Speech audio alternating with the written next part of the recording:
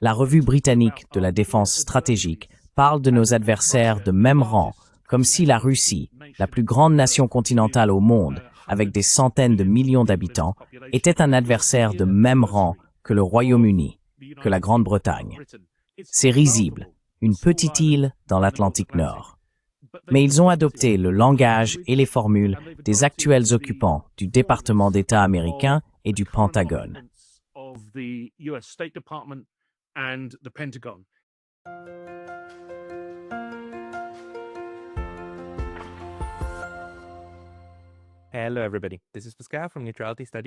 Bonjour à tous. Ici Pascal Lotas de Neutrality Studies. Et aujourd'hui, je m'entretiens avec la Dr Karen Bell et Alex Gordon, deux des forces motrices derrière l'Alternative Defense Review. Un examen critique de la tendance à la militarisation du Royaume-Uni, tel que présenté dans la soi-disant revue stratégique de la défense du gouvernement britannique. La Dr Karen Bell est professeure de justice sociale et environnementale à l'Université de Glasgow, et Alex Gordon est militant pour la paix et ancien président du Syndicat national des travailleurs du rail, de la marine et des transports en Grande-Bretagne. Karen, Alex, bienvenue. Karen, Alex, welcome. Merci. Ravi de vous voir. Eh bien, c'est très bien de vous avoir tous les deux ici, car vous êtes à l'origine de cette revue de défense alternative. Permettez-moi de commencer par ceci. Qu'est-ce que la revue de défense alternative? Et pourquoi votre groupe a-t-il estimé qu'il était nécessaire de la produire maintenant? Peut-être commençons-nous avec Karen.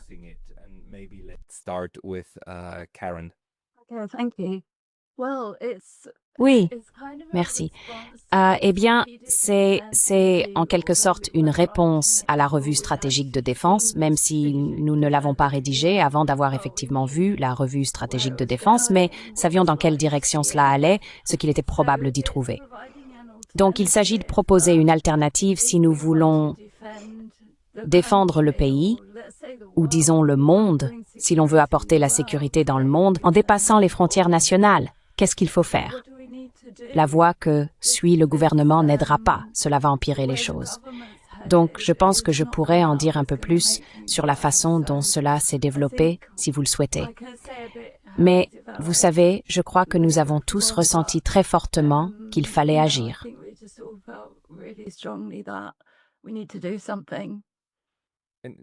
Alex, quel est le contexte? Pourquoi ce besoin soudain d'agir maintenant?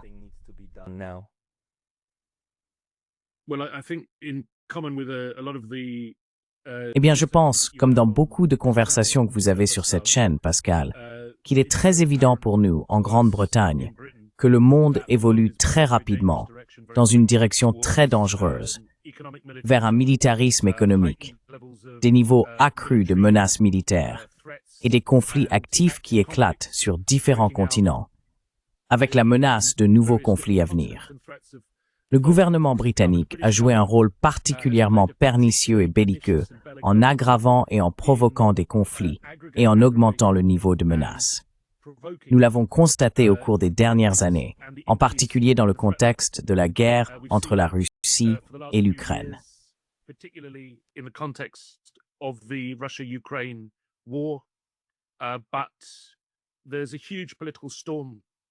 Mais il y a actuellement une énorme tempête politique en Grande-Bretagne concernant l'implication du gouvernement britannique dans la fourniture d'armes au gouvernement israélien, dans la transmission de renseignements militaires à l'armée israélienne et au gouvernement israélien via les avions espions de la Royal Air Force qui décollent chaque jour de la base aérienne d'Akrotiri à Chypre pour survoler la bande de Gaza.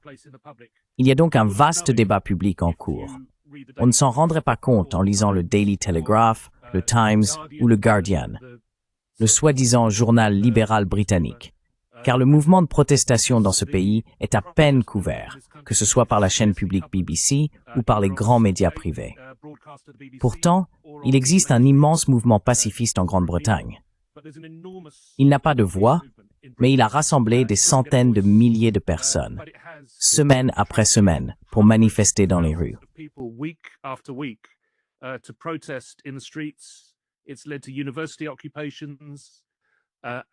Cela a conduit à des occupations universitaires et c'est soutenu par de grandes institutions comme les syndicats, y compris le mien. Cependant, il existe un débat très vif au sein du mouvement syndical britannique sur l'attitude que les syndicats doivent adopter face à ce nouveau militarisme économique. Certains parlent de keynésianisme militaire ou de militarisme keynésien. Nous voulions donc apporter notre contribution à ce débat. Cela fait 1 an que ce processus est en cours, ce qui montre à quel point il était déjà évident, il y a 1 an, que le gouvernement britannique allait s'engager sur cette voie incroyablement dangereuse, qu'il a annoncée cette semaine avec la revue stratégique de la défense du Royaume-Uni, lancée le lundi 2 juin par Keir Starmer, le Premier ministre.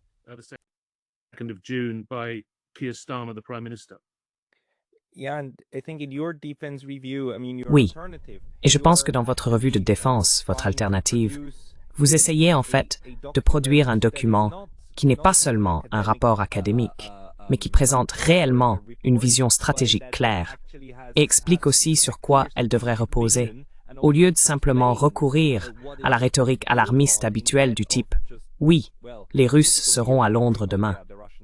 Karen, si j'ai bien compris, vous avez été l'une des principales rédactrices de ce document.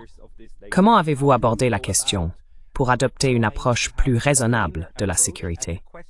Parce que vous essayez de fonder la logique de défense sur une meilleure analyse des problèmes réels. Pouvez-vous peut-être expliquer cela un peu?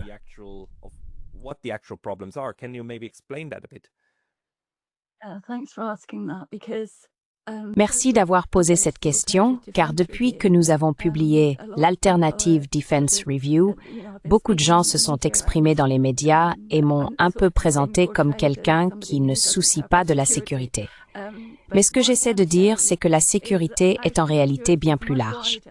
En grande partie, j'aborde ce sujet sous un angle environnemental, même si je m'intéresse à la paix depuis la majeure partie de ma vie. J'ai un peu réorienté mes études environnementales parce qu'un rapport est sorti de l'université de Lancaster, vous en avez probablement déjà entendu parler, où ils ont établi une hiérarchie, un classement des émissions de gaz à effet de serre dans le monde pour chaque pays. Plus les émissions étaient élevées, plus vous étiez proche du sommet.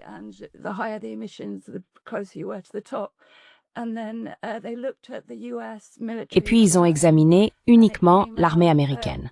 Et elle s'est retrouvée, je crois, à la 37e place. Alors je me suis dit, pourquoi pointons-nous du doigt des gens dans notre propre pays en leur disant qu'ils ne devraient pas partir en vacances, qu'ils ne devraient pas faire ceci, cela ou autre chose, ce qui décourage les gens de s'intéresser à l'écologie, alors qu'en même temps, l'armée génère toutes ces émissions dont il ne sort rien de bon. Qu'en sort-il de bon? Soit les armes restent là sans rien faire et il faut les remplacer plus tard, soit pire encore, elles sont utilisées.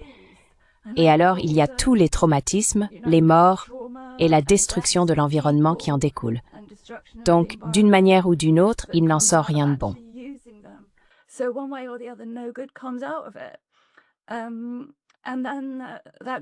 Et puis, cela m'a amené à réfléchir, eh bien, l'argument principal qu'ils utilisent concerne les emplois. C'est donc là-dessus que nous devons axer notre argumentation. Et regardons les faits. Existe-t-il des preuves qu'avoir une industrie de la défense crée réellement plus d'emplois? L'un de mes projets les plus récents liés à la défense, nous avons d'ailleurs travaillé avec les industries de la défense, mais elles ne nous ont pas financés, donc nous étions totalement indépendants. Mais je voulais instaurer une sorte de dialogue. Nous avions des personnes de la campagne contre le commerce des armes, des syndicats, et nous avons interviewé des travailleurs du secteur de la défense en leur demandant s'ils réfléchissaient à ce que nous appelons une transition juste, ce qu'ils ressentaient à l'idée de faire ce type de travail, s'ils préféreraient avoir un emploi vert. Bref, au fil du projet, j'ai découvert à quel point ces emplois sont subventionnés.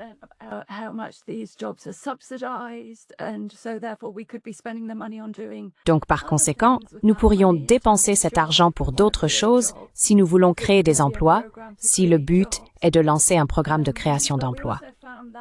Mais nous avons aussi constaté que les travailleurs n'étaient pas particulièrement attachés à ce travail. Certains ont dit « Je me sentirais mieux dans ma vie si je pouvais exercer un métier vert ». Mais ils veulent tout de même un emploi à statut élevé, sécurisé, bien rémunéré et avec de bonnes conditions de travail. Et pour certains des principaux emplois dans la défense, ils avaient cela, mais loin d'être tous. Beaucoup de gens n'ont pas ces conditions.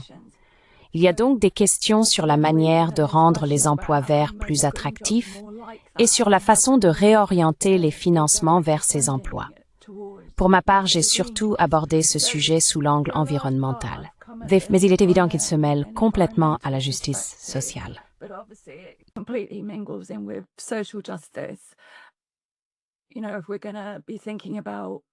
Vous savez, si nous réfléchissons à la manière dont cette approche va nous aider sur le plan environnemental, nous devons aussi penser à la façon dont elle va nous aider sur le plan social.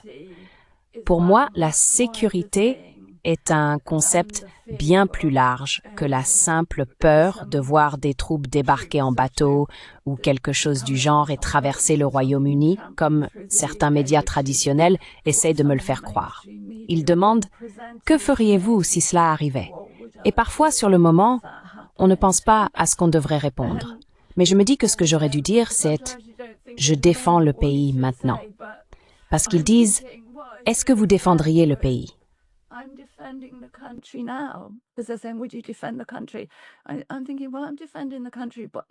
Je me dis que, je défends le pays maintenant en prévenant les conflits et en essayant de voir les choses dans leur ensemble. Les gens, en général, ne s'attaquent plus les uns les autres à moins de se sentir menacés d'une manière ou d'une autre. Peut-être pas par cette menace précise, mais quelque chose les fait se sentir en danger. Donc il faut apporter plus de sécurité au monde. Nous faisons face à tellement de crises multiples en ce moment. L'inégalité ne fait que ça ne cesse d'empirer. Nous avons 24 000 personnes qui meurent de faim chaque jour. À chaque fois que je vais faire une interview, je vais toujours vérifier à nouveau cette statistique parce que je me dis, ce n'est quand même plus possible. Et c'est toujours vrai. En fait, la situation empire même.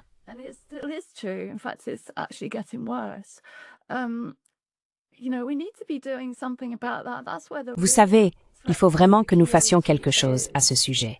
C'est là que réside la véritable menace pour la sécurité. Et au quotidien, pour les gens au Royaume-Uni, ce qui les préoccupe, c'est de savoir comment ils vont payer leurs factures, comment ils vont payer leur loyer, s'ils vont être expulsés.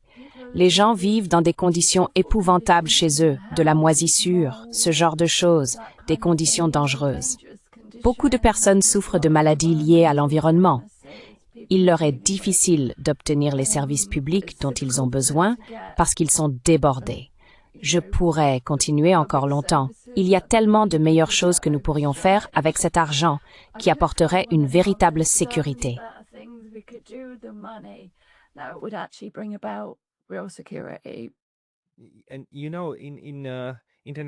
Et vous savez, dans les relations internationales, il existe depuis longtemps le concept de sécurité humaine, pas seulement la sécurité militaire, mais en se concentrant sur ce dont les individus ont besoin pour être en sécurité, protégés, en bonne santé, pour avoir une vie digne, etc.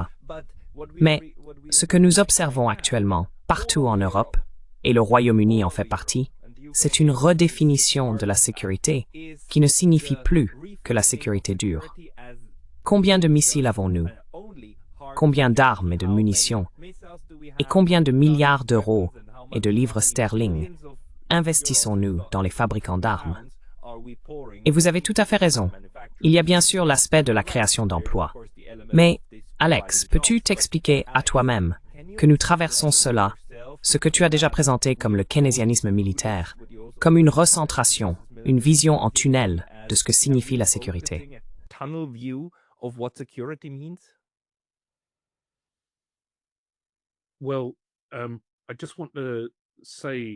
Eh bien, je voudrais simplement répondre aux commentaires de Karen à l'instant en disant que bien sûr, la raison de cette perception en Grande-Bretagne, et je suppose en Allemagne et dans de nombreux autres pays européens, d'une menace sécuritaire accrue, une menace militaire, provient avant tout du fait que nos propres responsables politiques nous disent que c'est le cas.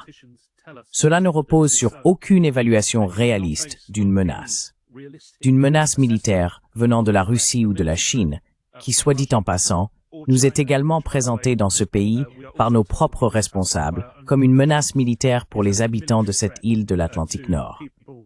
C'est tout simplement une exagération totalement absurde de l'anxiété publique, délibérément entretenue par les responsables politiques, qu'ils soient de la majorité ou de l'opposition.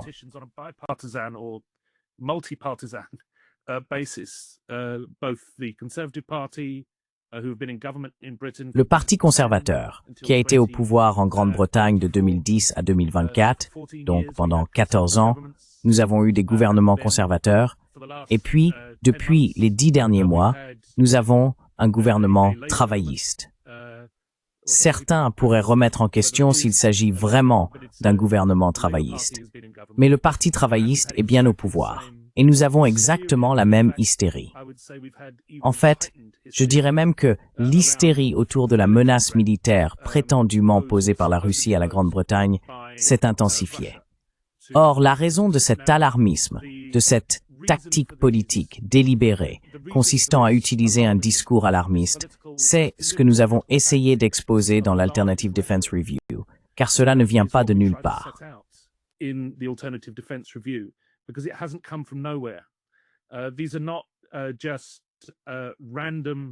Ce ne sont pas simplement des pensées aléatoires qui traversent l'esprit des politiciens. Il s'agit d'une perception de menace délibérément concertée et orchestrée.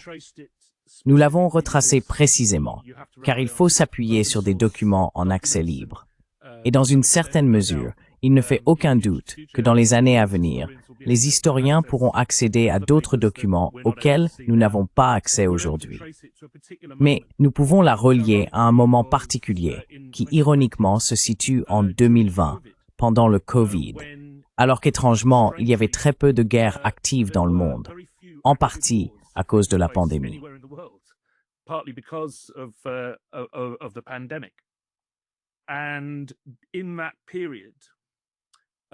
Et pendant cette période, lorsque la Grande-Bretagne était dirigée par un gouvernement conservateur sous la direction du Premier ministre Boris Johnson, il y a eu un virage marqué dans la politique de l'État, la politique de sécurité, vers une promotion agressive du réarmement. Cela allait de pair avec certaines des politiques poursuivies aux États-Unis par le président Biden, qui tentaient d'utiliser l'idée de ce que nous avons appelé le keynésianisme militaire. L'idée que l'industrie de l'armement et les dépenses militaires sont des moteurs de croissance économique. C'est une totale illusion d'ailleurs, et nous avons traité ce sujet en détail dans l'Alternative Defense Review. Mais ce virage dans la politique de sécurité de l'État britannique s'est opéré autour d'un très petit nombre de personnes.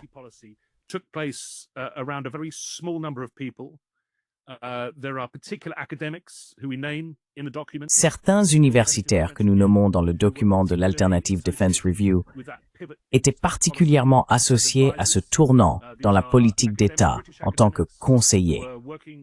Ce sont des universitaires britanniques qui travaillaient également à Washington et étaient proches de Robert Kagan et Victoria Nuland, deux des défenseurs du Project for the New American Century. Ce sont de grands néoconservateurs. Et ce tournant dans la politique de défense du Royaume-Uni visait à positionner le rôle de la Grande-Bretagne comme le partenaire historique de l'impérialisme américain, comme ils aiment se considérer. Je veux dire, la Grande-Bretagne n'a jamais été un partenaire de l'impérialisme américain. Elle a toujours été un gentil toutou, comme certains l'ont décrit.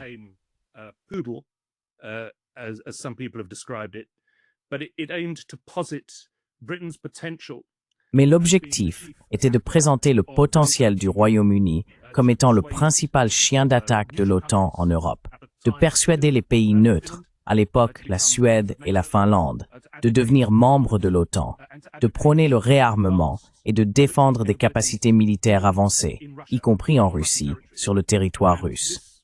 Ce tournant dans la politique d'État britannique s'opère notamment autour d'une série de 3 articles publiés dans Foreign Affairs, la revue du Council on Foreign Relations américain par Robert Kagan, qui exposait la logique d'une nouvelle politique militaire extrêmement agressive. Et ce choix a été fait par une petite fraction du Parti conservateur britannique, le parti au pouvoir à l'époque en 2020. C'est ce groupe qui a choisi d'opérer ce virage vers un misme agressif.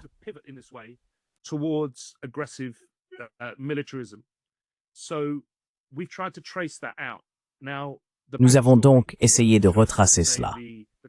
Maintenant, l'arrière-plan, ou devrais-je dire le contexte, présenté aujourd'hui en 2025 par le Premier ministre britannique, Keir Starmer, lorsqu'il expose sa revue stratégique de la défense, inclut des dépenses massives en termes de budget d'État britannique pour des sous-marins nucléaires et de nouvelles usines d'armement. Le prétexte avancé est que cela créera des emplois, que ce sera un moteur de croissance économique. Le même prétexte utilisé par Biden en 2021 et 2022. La réalité, c'est que ce n'est pas le cas. Et nous montrons dans la revue alternative de la défense que l'expérience réelle des dépenses militaires est qu'elles ont le plus faible effet multiplicateur économique de presque tous les secteurs économiques. Il n'y a pratiquement aucune efficacité secondaire dans l'économie. There are almost no secondary efficiencies in the economy. So the idea of military technology having alternative Ainsi, l'idée que la technologie militaire puisse avoir des applications alternatives dans l'économie civile était assez populaire dans les années 1960 et 1970. Par exemple, le concept d'un avion de ligne supersonique a été proposé à l'industrie britannique dans les années 1970. Et ils ont développé ce qui est devenu un avion de ligne supersonique bien connu, le Concorde, ironiquement appelé Concorde, ce qui signifie « paix », qui était destiné au voyage transatlantique. Le Concorde a coûté horriblement cher à développer et s'est avéré être un échec total en tant que moyen efficace de transporter des passagers à travers l'Atlantique. Mais il a été présenté comme un grand symbole de la technologie britannique, et il est issu de l'industrie aéronautique et aérospatiale, en particulier du secteur militaire. C'est donc cette promesse que Starmer veut évoquer. Marididisi et Thwerdsfield.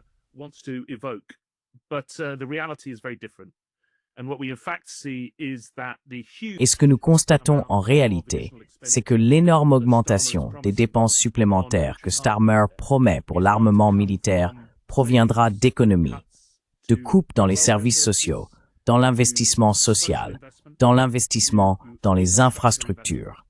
Et c'est là que réside la véritable menace pour notre sécurité. Nous vivons sur une île. Nous sommes frappés par des tempêtes. Nous subissons des phénomènes météorologiques extrêmes de plus en plus fréquents. Et nous ne sommes pas le seul endroit au monde à vivre cela. C'est très courant. Ce processus de changement climatique exige des investissements dans les transports, dans la sécurisation des villes, dans la sécurisation des espaces de vie. Aucun de ces investissements n'a lieu actuellement en Grande-Bretagne. Tout est englouti dans le secteur militaire, jeté dans le gouffre de la production d'armes, et nous allons en payer le prix sur le plan intérieur, comme bien sûr sur le plan financier.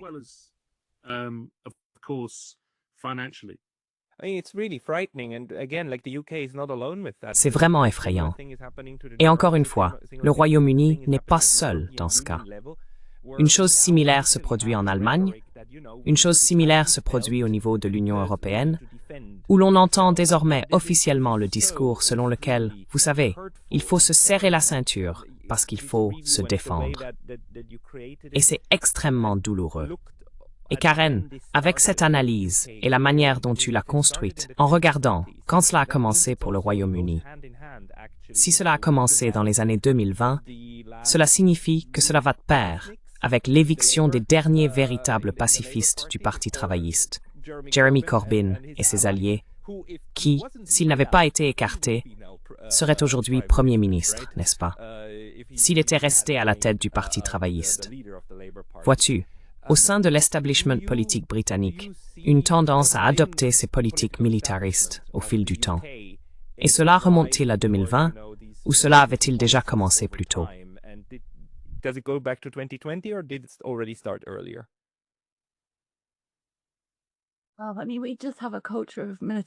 Eh bien, je veux dire, nous avons simplement une culture de militarisation dans notre pays. Vous savez, cela remonte à très loin.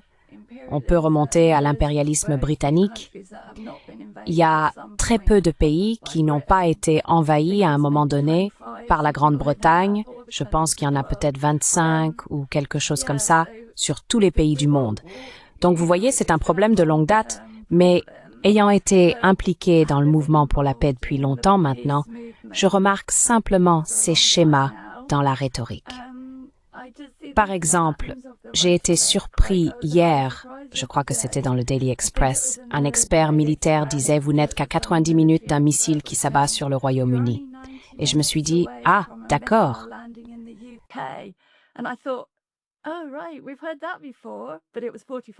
Nous avons déjà entendu cela auparavant, mais à l'époque, c'était 45 minutes sous Tony Blair, car c'est l'un des moyens qu'ils ont utilisés pour inciter les gens à accepter de s'impliquer en Irak. L'un des messages clés était « En 45 minutes, ils pourraient envoyer une arme de destruction massive, elle atterrira ici ». Ils ont donc plongé les gens dans une sorte d'état d'esprit de peur, comme Alex le soulignait, du genre « Oh non, cela va nous arriver ». C'est la rhétorique habituelle utilisée lorsqu'ils veulent entraîner les gens dans une guerre. Il y a une menace immédiate pour vous. Ne vous sentez pas en sécurité. Ne vous sentez pas en sécurité car il y a cette menace. Donc maintenant, cela va se retrouver dans l'Express. Les gens vont penser « Oh non, 90 minutes ». Pour ceux d'entre nous qui sont un peu plus âgés, vous savez, nous nous souvenons exactement de cette phrase qui avait été utilisée.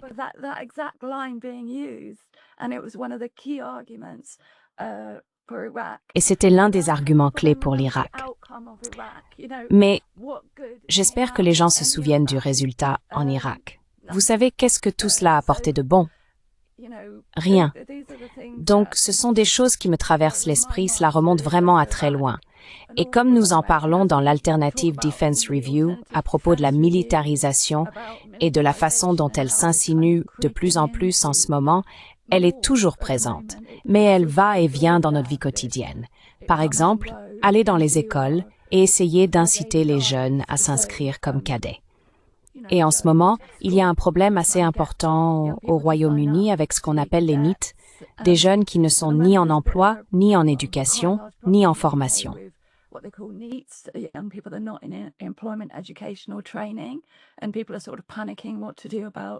Et les gens paniquent un peu sur ce qu'il faut faire à propos des NEET. Et vous savez, dans certaines régions du pays, ce n'est pas comme s'ils avaient des alternatives. Je connais des personnes dans certaines de zones dites laissées pour compte et elles sont vraiment terrifiées en ce moment à l'idée que leurs enfants finissent dans l'armée parce qu'elles ne savent pas quoi faire d'autre. Elles ne peuvent pas leur offrir d'alternatives. Si bien, surtout les familles ouvrières. Elles n'ont peut-être pas les moyens d'envoyer leurs enfants à l'université parce que maintenant, vous savez, il faut payer tellement cher pour aller à l'université au Royaume-Uni. Donc vous voyez, ils ont vraiment peur. Et à un moment donné, Starmer parlait de troupes au sol en Ukraine. C'est à cela qu'il pense.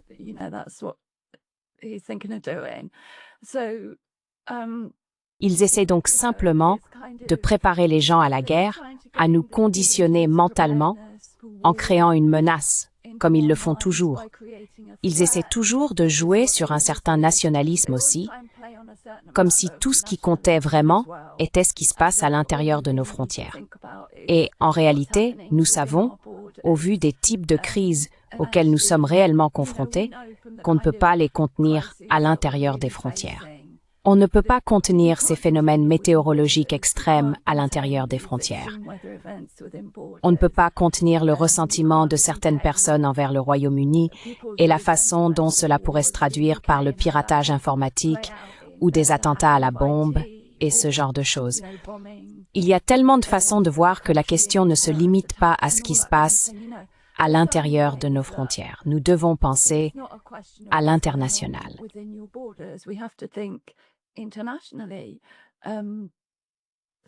Donc je pense que lorsque vous avez parlé de sécurité humaine, c'est vraiment important. Et aussi, dans l'Alternative Defense Review, nous mettons l'accent sur l'idée de sécurité commune. C'est ainsi qu'il faut l'envisager. Il s'agit d'une situation mondiale à laquelle nous devons répondre. Et quand vous mentionnez Jeremy Corbyn, beaucoup d'entre nous sont encore en train de se remettre de la déception, vous savez, parce que je me disais, si Jeremy devient Premier ministre, je pourrais arrêter une grande partie de mon activisme, je pourrais me consacrer à mes loisirs parce que je n'aurais plus besoin de m'impliquer dans toutes ces campagnes, car je saurais que nous aurions quelqu'un là-bas qui pense réellement à l'échelle mondiale, parce que Jeremy Corbyn a toujours pensé à l'échelle mondiale, et eh bien, il le fait encore.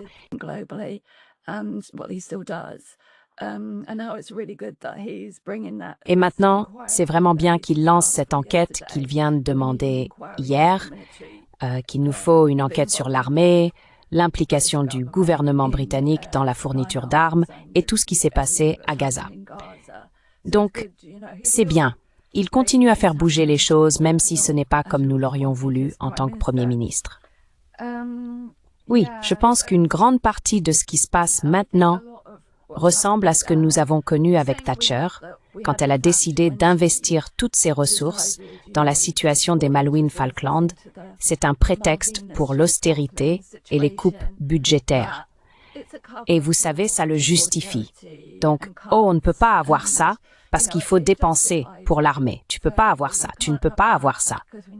Et donc, on se retrouve maintenant avec des situations où les personnes handicapées sont vraiment, vraiment stressées.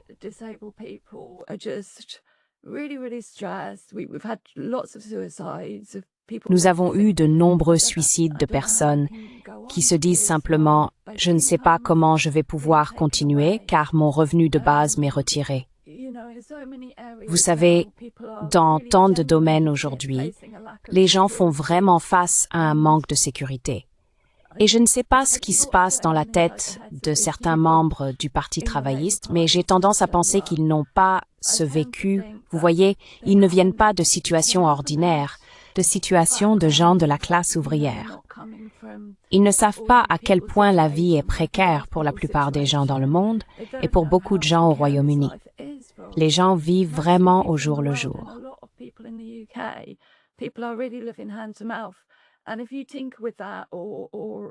Et si vous touchez à cela, ou si vous rendez plus difficile pour eux d'assurer leur sécurité, vous ne faites que créer énormément de problèmes. Et je voulais juste ajouter, parce que je ne l'ai pas dit dans la dernière partie sur l'environnement, l'armée sait maintenant qu'elle a pu dissimuler ses émissions. Elle n'avait pas à les déclarer dans le cadre de Kyoto, mais maintenant ils savent qu'il y a beaucoup plus d'attention portée à ce sujet. Leur réponse, c'est la décarbonation pure. Nous continuerons à faire toutes les guerres, à fabriquer toutes les armes, mais nous mettrons des panneaux solaires sur le toit et, vous savez, nous ferons quelques ajustements, un peu de greenwashing. Évidemment, ils n'appellent pas ça du greenwashing.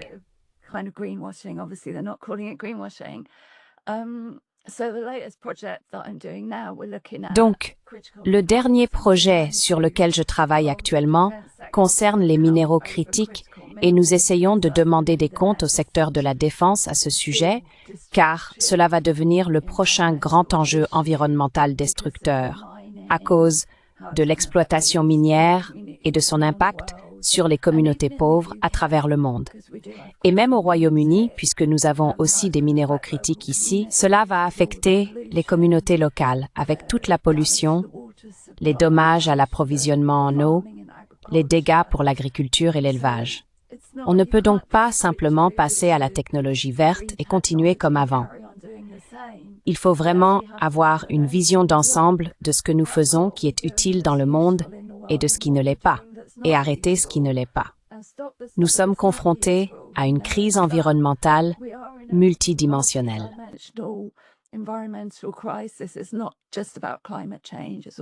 Il ne s'agit pas seulement du changement climatique. Il s'agit aussi de la biodiversité, de l'acidification des océans. Il y a tellement de limites que nous dépassons aujourd'hui, et elles ne sont pas réversibles.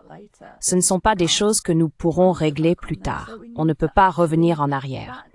Cela doit donc être notre priorité, et non pas inventer des menaces de missiles qui tomberaient sur nous dans 90 minutes. On a gagné 45 minutes de plus par rapport à la dernière fois. Cela ne fait qu'accentuer cette peur. Beaucoup de cette peur est alimentée par les fabricants d'armes, car ils veulent exploiter ce type de discours pour justifier leur propre activité lucrative.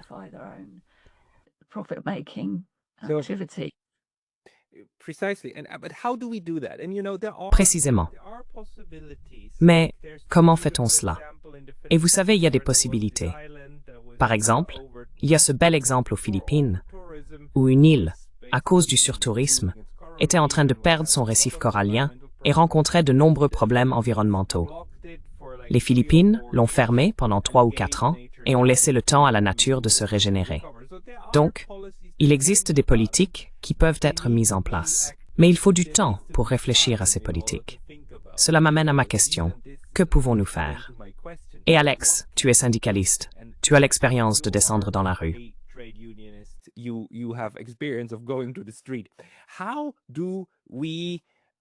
Comment pouvons-nous, nous qui comprenons que la sécurité devrait être une sécurité humaine, et que bien sûr, d'accord, peut-être qu'il n'est pas nécessaire de supprimer complètement l'armée, mais qu'il nous faut des armées qui ne soient pas agressives et qui ne représentent pas une menace pour les autres. Et il nous faut une sécurité sociale. On parle beaucoup de sécurité sociale, mais on ne parle pas de défense sociale ou de la défense de la classe ouvrière, etc. Comment pouvons-nous retirer la domination du récit de cette version stupide de la sécurité et la remplacer par une version plus intelligente de la sécurité? Quelles sont vos idées?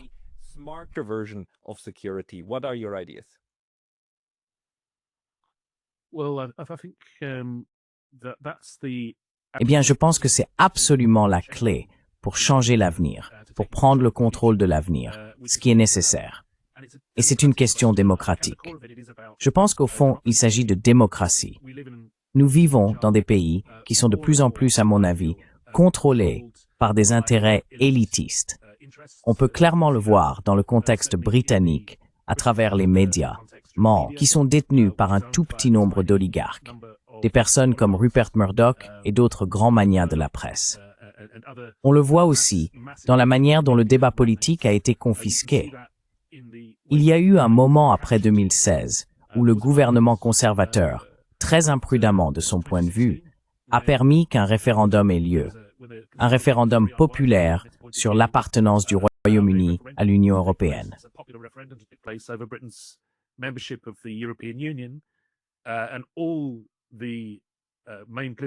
Et tous les principaux partis politiques ont dit aux électeurs de voter pour rester dans l'Union européenne. Et les électeurs ont décidé qu'ils n'étaient pas d'accord avec cela, par une faible majorité, mais une majorité claire. Il y a donc eu toute une période d'opportunité où le Parti conservateur et le Parti travailliste se sont en quelque sorte légèrement échappés du contrôle de l'establishment. Nous avons vu le Parti conservateur en pleine tourmente, se déchirant, finissant par évincer sa dirigeante après le référendum, Theresa May, et en amenant l'épouvantable Boris Johnson. On a également vu le Parti travailliste britannique devenir un parti de masse en élisant Jeremy Corbyn à sa tête. Il y avait un sentiment selon lequel il existait 2 partis politiques, chacun rassemblant un pourcentage significatif de la population électorale lors des élections et proposant des politiques différentes.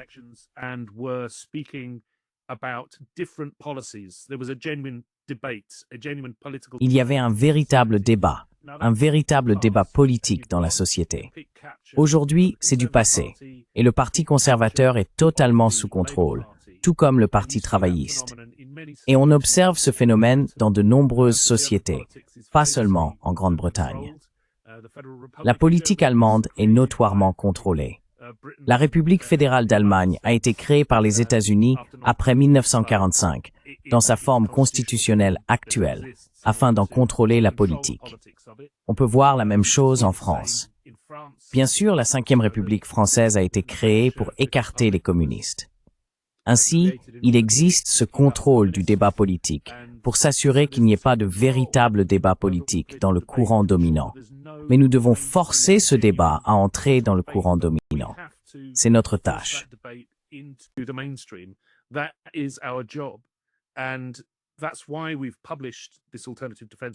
Et c'est pour cela que nous avons publié cette revue alternative de la défense, parce que les chiffres du gouvernement ne tiennent pas la route.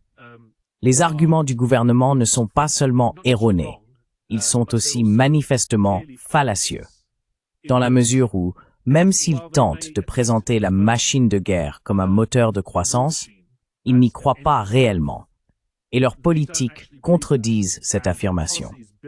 Ce qu'ils font réellement ici, c'est accorder des subventions, principalement à des entreprises d'armement américaines. Je veux dire, la plus grande entreprise d'armement en Grande-Bretagne, BAE Systems, British Aerospace, comme elle s'appelait auparavant, n'est en réalité pas une entreprise britannique. La majorité de son capital, la majorité de ses actions, est américaine. Les autres grandes entreprises d'armement britanniques, comme Rolls-Royce, sont profondément intégrées au système de contrat du Pentagone. Il n'existe pas de complexe militaro-industriel indépendant là-bas.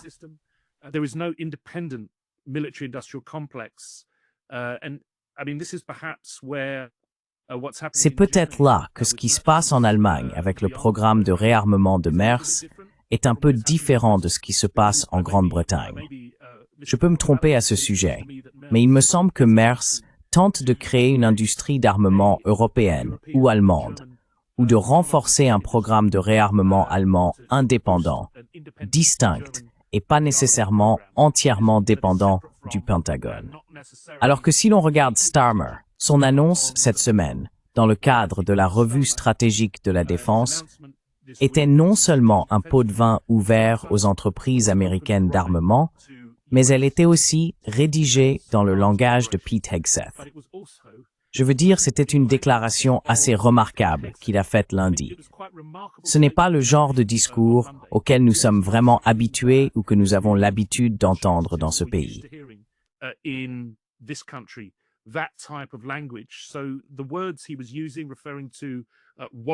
Donc, les mots qu'il utilisait en parlant de « guerrier », qui est un terme classique, Pete Hegseth, bien sûr, est le secrétaire à la défense des États-Unis. Je ne veux pas tomber dans l'hyperbole, mais si vous avez jeté un œil à son livre « American Crusade », vous verrez à quel point il est dangereux. Il emploie ce langage, au lieu de parler de forces armées ou de soldats, il parle de guerriers. C'est presque une croisade religieuse qu'il décrit. La revue britannique de la défense stratégique parle de nos adversaires de même rang, comme si la Russie, la plus grande nation continentale de la planète, avec des centaines de millions d'habitants, était un adversaire de même rang que le Royaume-Uni, que la Grande-Bretagne. C'est risible. Une petite île dans l'Atlantique Nord.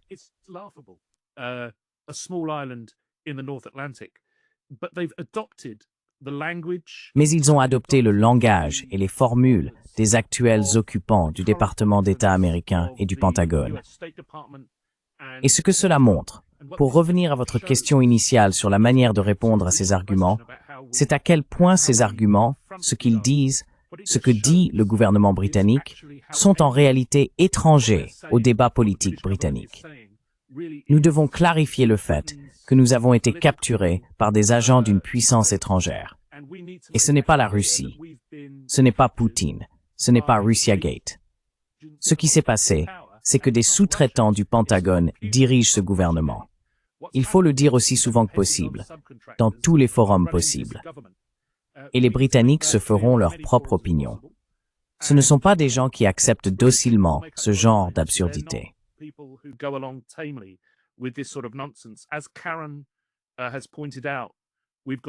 Comme Karen l'a souligné, nous avons traversé 20 ans de guerre presque ininterrompue, avec l'implication de troupes britanniques ou d'armes britanniques en Irak, en Afghanistan, en Libye, en Syrie et maintenant à Gaza.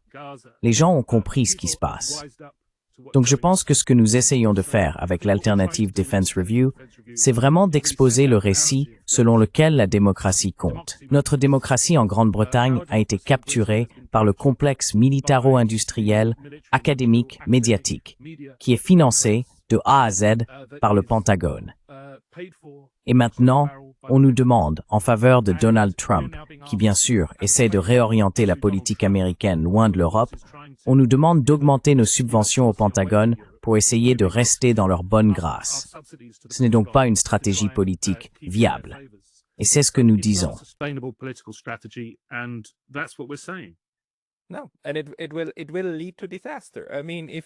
Non, et cela mènera à la catastrophe. Je veux dire, si vous produisez des quantités massives d'armes et un grand nombre de pauvres que vous pouvez ensuite employer dans l'armée, vous finirez par utiliser ces ressources, les ressources humaines.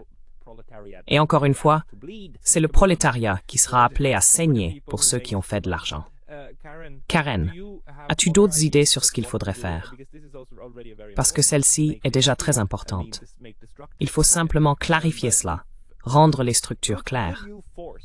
Mais pourrait-on forcer un autre référendum dans le processus politique britannique afin d'avoir un outil politique pour aborder cette folie? Parce que, sérieusement, à ce stade, je pense que beaucoup de ces gens sont tout simplement trop stupides pour comprendre avec quel genre d'enfer ils jouent.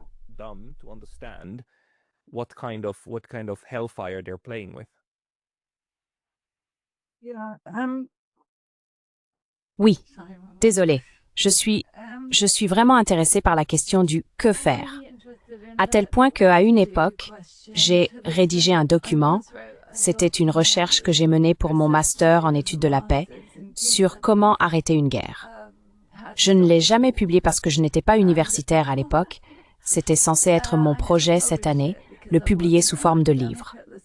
Mais j'ai décidé de faire cette revue de la défense alternative à la place parce que j'avais d'autres personnes avec qui le faire et je me suis dit que ça allait juste, je pense que ça aura plus d'impact. Mais maintenant, plus j'y pense, plus j'ai envie de vraiment faire aussi ce livre.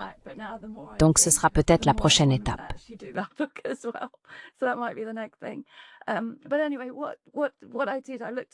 Quoi qu'il en soit, ce que j'ai fait, c'est d'examiner tous les mouvements pacifistes au fil du temps, ce qui a fonctionné, ce qui n'a pas fonctionné. Et j'ai aussi étudié le mouvement Stop the War contre les attaques en Afghanistan et en Irak, et ce qui a marché ou non dans ce contexte. Ensuite, j'ai élaboré ces 10 points sur ce que nous devons faire la prochaine fois pour empêcher une guerre. Un point essentiel, c'est cette culture de la militarisation. Et je pense que c'est incroyablement important. Je crois que c'est profondément ancré dans la culture. Par exemple, là où cela a mal tourné avec Jeremy Corbyn, je sais qu'il a été diabolisé, mais une grande partie de cette diabolisation était liée à la militarisation.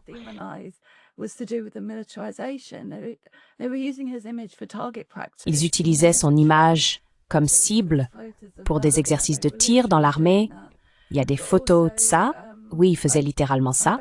Mais aussi, j'ai pratiquement pris tous mes congés annuels pour faire campagne pour Jeremy Corbyn. Donc j'étais dehors tous les jours, dans la rue, à frapper aux portes des gens, à parler de ce qu'il y avait dans le manifeste et tout genre de choses. Et la seule chose qui revenait sans cesse, c'était qu'ils ne le voyaient pas comme suffisamment, vous savez, militariste, vraiment. C'était ça. Ils pensaient juste, oh, il ne va pas, vous savez, se battre pour nous sur la scène internationale. Vous savez, il n'appuiera pas sur le bouton nucléaire. Il ne serait pas prêt à appuyer sur le bouton nucléaire. Pourquoi est-ce que quelqu'un veut appuyer sur le bouton nu?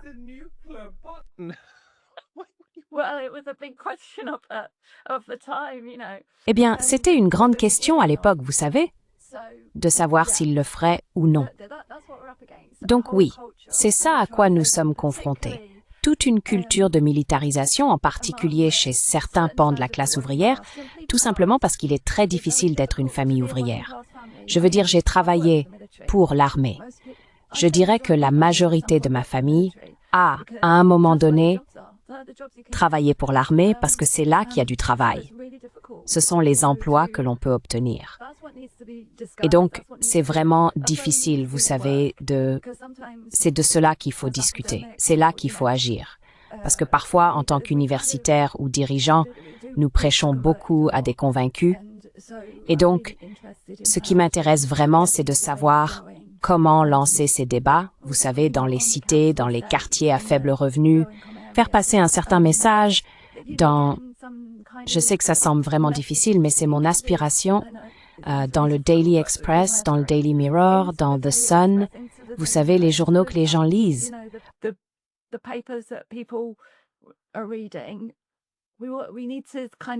Nous devons en quelque sorte nous engager avec ce que les gens disent. C'était un autre message de Stop the War. Très souvent, nous ne répondions pas à la justification de la guerre. Nous parlions d'autre chose. Les gens ne parlaient pas de cela. Ils parlaient des 45 minutes. Ils se sentaient menacés. Ils parlaient d'autres sujets. Et au lieu de répondre à cette question, je veux dire, c'était difficile parce que le gouvernement disait « Eh bien, nous avons ces renseignements, donc évidemment, nous ne pouvons pas les partager avec vous, mais dans 45 minutes, vous savez, nous allons... » Je sais que c'est le cas, qu'ils possèdent effectivement des armes de destruction massive.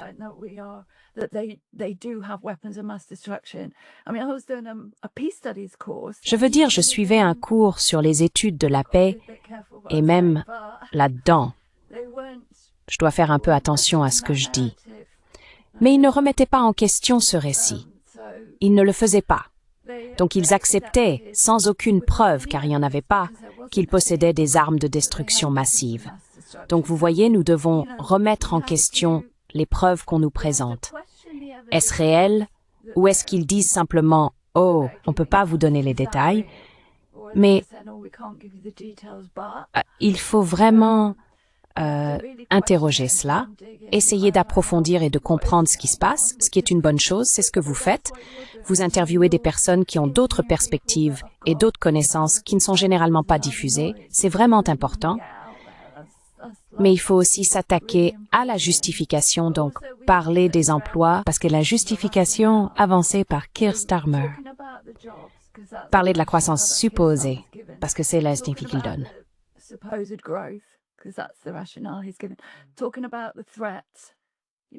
Parler de la menace.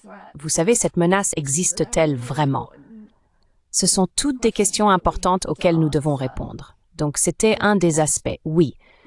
Mais surtout, je pense, j'essaie de me souvenir de ces 10 points maintenant, mais surtout, il s'agit simplement de s'adresser aux personnes qui ne reçoivent pas ces informations alternatives, ce qui est une autre raison pour laquelle j'ai voulu m'impliquer dans ce projet. Parce que cela implique de travailler avec les syndicats, et les syndicats sont vraiment un excellent moyen de le faire, car on y trouve un éventail de points de vue, des personnes qui ont des opinions complètement différentes sur la militarisation. Et donc, si les gens sont dans des syndicats, et s'ils n'y sont pas, ils devraient en rejoindre un. Il faut soulever ce sujet pour qu'il soit débattu afin qu'il soit effectivement discuté. Et c'est un sujet qui peut vraiment bouleverser les gens, vous savez.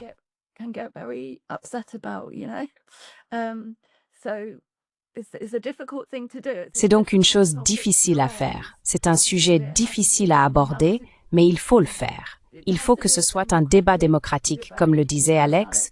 Il s'agit de démocratie, car en ce moment, notre démocratie est perturbée. Nous devons donc la reprendre en main, à la base, et commencer à parler de démocratie, de ce que nous voulons vraiment, de ce qu'est réellement la sécurité, de ce à quoi nous devrions vraiment consacrer l'argent, et dialoguer avec les personnes qui ne pensent pas comme nous. Nous devons vraiment parler à ces personnes. Je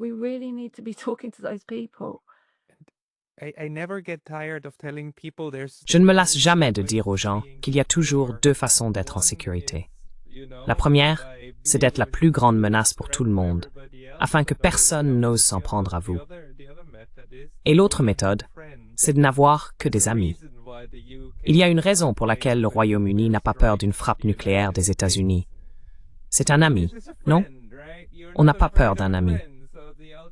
Donc l'alternative serait de se faire des amis parmi les Russes et les Chinois. Ce serait la réponse évidente. Mais pour une raison quelconque, on n'y arrive pas. Et ce qui est bien, c'est que vous mettez le doigt sur les problèmes du discours britannique avec votre analyse. Nous arrivons à la fin de cette interview, mais y a-t-il encore une chose courte que vous voudriez ajouter ou peut-être indiquer où trouver votre analyse. Alex, peut-être. Alex, maybe? Sure, yeah. You can read and Bien download sûr, the oui. Alternative Defense Vous pouvez lire et télécharger l'Alternative Defense Review. Elle est disponible sur le site web de la campagne pour le désarmement nucléaire, CND. Je pense que si vous cherchez simplement ADR ou Alternative Defense Review, vous arriverez directement à la page sur leur site. Cela a également été couvert par plusieurs journaux grand public, dont The Guardian. Karen a de nombreux écrits académiques que les gens peuvent également consulter. J'écris régulièrement pour le journal Morning Star en Grande-Bretagne, qui est disponible en ligne, et j'ai un ancien compte Twitter que j'utilise de temps en temps.